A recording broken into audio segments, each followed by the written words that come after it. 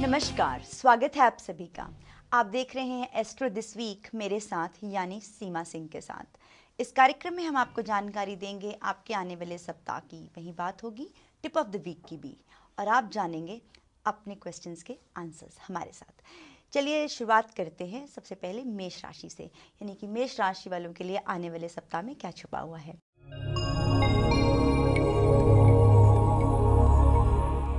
मेष राशि की चर्चा करें तो चंद्र की स्थिति आपकी जो रहेगी वो दुर्दाश, एकादश और द्वितीय भाव में रहेगी। इस सप्ताह कहीं ना कहीं अगर आपके व्यय जो है वो बढ़ सकता है, खर्चे बढ़ सकते हैं, और साथ ही चादर देख के अगर पांव पसारते हैं तो आपके लिए विशेष रूप से शुभ रह सकता है। वहीं कहीं ना कहीं अगर लिटिगेशंस का कुछ चल रहा है या कोर्ट कचहरी के मसले चल रहे हैं वो भी सुलझ सकते हैं। इस सप्ताह कहीं ना कहीं नई अपॉर्चुनिटीज मिलती आपको दिख रही हैं। एक चीज़ की जो सावधानी मेष राशि वाले इस सप्ताह बरत सकते हैं वो ये है कि अगर आप लाल रंग का प्रयोग कम करते हैं तो ये आपके लिए कहीं ना कहीं ज़्यादा शुभ फल आपको प्रदान कर सकता है। चलिए अब चर्चा करते हैं वृषभ राशि के लिए। वृषभ राशि वालों के लिए आने वाले सप्ताह में क्या रखा हुआ है।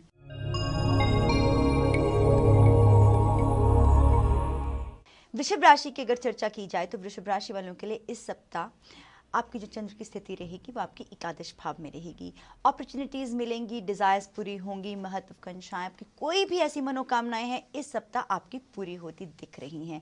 और कुछ भी प्लानिंग करना चाहते हैं जो कि आप बहुत प्रोक्रेस्टिनेट कर रहे थे बहुत दिनों से, वो भी आप कर सकते हैं। तो इस सप्ताह आपको शुभ फल प्रदान होता हुआ दिख रहा है।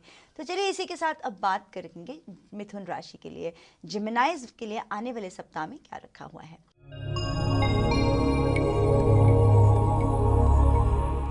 जेमिनाइज की बात करें तो नौकरी की तलाश में अगर आप हैं और अभी तक आपको नौकरी की प्राप्ति नहीं हुई है तो नौकरी मिलने के प्रबल योग बने हुए हैं। वहीं प्रमोशन के भी आपके बहुत ही ज़्यादा शुभ योग बने हुए हैं, काम को पहचान मिल सकती है। और कार्य क्षेत्र में अगर आप कुछ भी नया करना चाहते हैं या कहीं ना कहीं अपनी क्रिएटिविटी को प्रूव करना चाहते हैं तो वो आप कर सकते हैं। बहुत ही शुभ सप्ताह रहेगा आपके लिए। कर्क राशि वालों की चर्चा कर लेते हैं।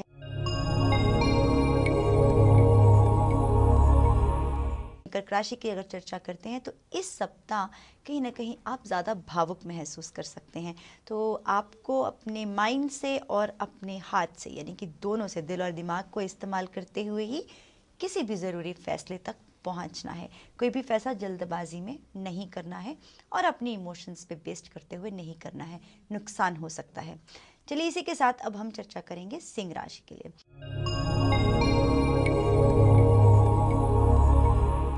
सिंह राशि के लिए अगर बात करी जाए तो आपकी सूर्य की अगर स्थिति देखते हैं तो पंचम भाव में रहेगी।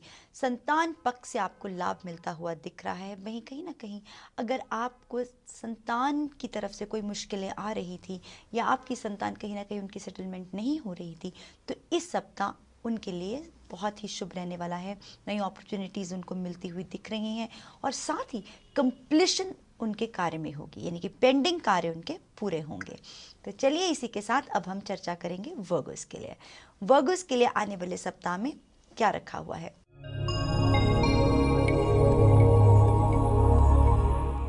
कन्या राशि में अगर देखें तो जो बुध की स्थिति रहेगी वो आपकी तृतीय भाव में रहेगी। पराक्रम बढ़ेगा और वहीं आपके भाई बहनों का सहयोग आपको पूर्ण रूप से मिलता हुआ दिख रहा है।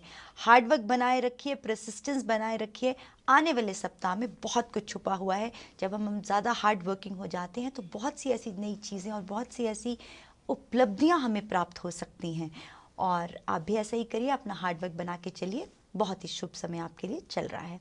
तो चलिए दर्शकों, अब यहाँ चर्चा करेंगे लिब्रन्स के लिए। लिब्रन्स के लिए आने वाले सप्ताह में क्या रखा हुआ है।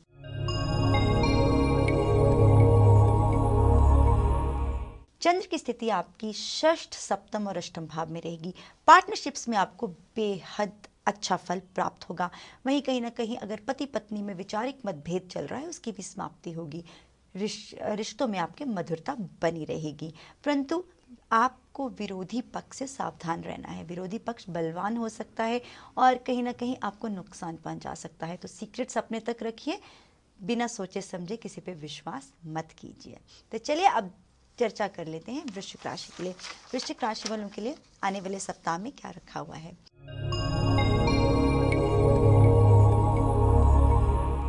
चंद्र की स्थिति आपकी पंचम, षष्ठ और सप्तम भाव में रहेगी। यानी कहीं ना कहीं अगर आप फॉरेन ट्रैवल करना चाहते हैं या लॉन्ग जर्नीज करना चाहते हैं, उच्च शिक्षा की प्राप्ति करना चाहते हैं, तो ये सप्ताह आपको अच्छा फल दे सकता है। और वहीं कॉम्पिटिटिव एग्जामिनेशंस में भी देखा जाए तो विजय मिलने के पूरे पूरे सहयोग बने हुए हैं। तो चलिए चर्चा करेंगे धनु राशि के लिए, सजिटेरियंस के लिए आने वाले सप्ताह का हाल क्या रहेगा।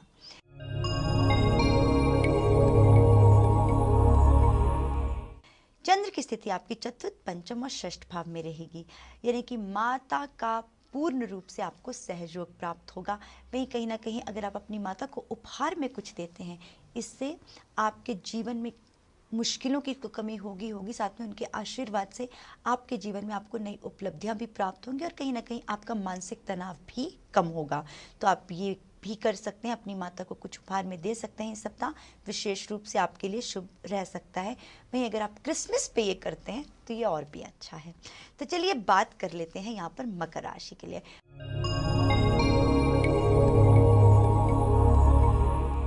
मकर राशि के लिए आपके जो शनि आपके लग्न के मालिक हैं, और वहीं अगर उनकी स्थिति देखी जाए तो दशम भाव में रहेगी। कार्य क्षेत्र में पूर्ण रूप से आपके काम को पहचान मिलेगी, आपको प्रमोशंस प्राप्त हो सकती हैं, नई अपॉर्चुनिटीज़ मिल सकती हैं। और वहीं कुछ ऐसे इम्पॉर्टेंट लोग आपके जीवन में आ सकते हैं जो आगे जाके आपके लिए काफ़ी शुभ भी फल आपको दे सकते हैं। तो चलिए यहाँ पर ही हम चर्चा करेंगे एक्वेरियंस की।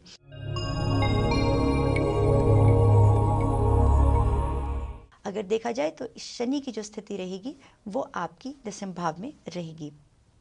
तो चलिए बात करेंगे यहाँ पर कि उनके लिए सप्ताह में क्या रखा है। आर्थिक स्थिति में आपको लाभ होगा, और वहीं अगर आप लॉन्ग जर्नीज करना चाहते हैं वो भी आपके लिए विशेष रूप से शुभ प्रदान कर सकते हैं। और वहीं अगर आप अपने पिता के साथ कुछ प्लान करना चाहते हैं, कोई बिजनेस प्लान करना चाहते हैं, तो ये भी आप कर सकते हैं।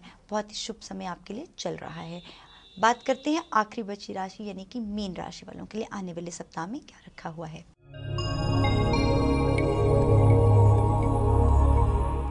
तो चलिए, इस सप्ताह आप इमोशनल फील कर सकते हैं और कहीं ना कहीं कोशिश आपको ये करनी है कि अपनों का मन नहीं दुखाना है। अगर आप ऐसा करते हैं तो इससे आपको भी मानसिक तनाव हो सकता है। अपनों का मन मत दुखाइए। और साथ ही कहीं ना कहीं अगर आपको ऐसा लगता है कि हम इस चीज़ को भावुकता से नहीं सॉल्व कर सकते, अपनी रैशनल थिंकिंग बना के चलिए, उसको लॉजिकली कोशिश करिए कि उसको सॉल्व करें। अगर आप ऐसा कर लेते हैं तो आप मानसिक तनाव से विशेष रूप से बच सकते हैं। तो चलिए दर्शकों, आपने जाना अपने सप्ताह का हाल। अब वक्त है एक छोटे से ब्रेक का। ब्रेक के उस पार हम आपको जानकारी देंगे टिप ऑफ द वीक की, और वहीं बात होगी आपके प्रश्नों की।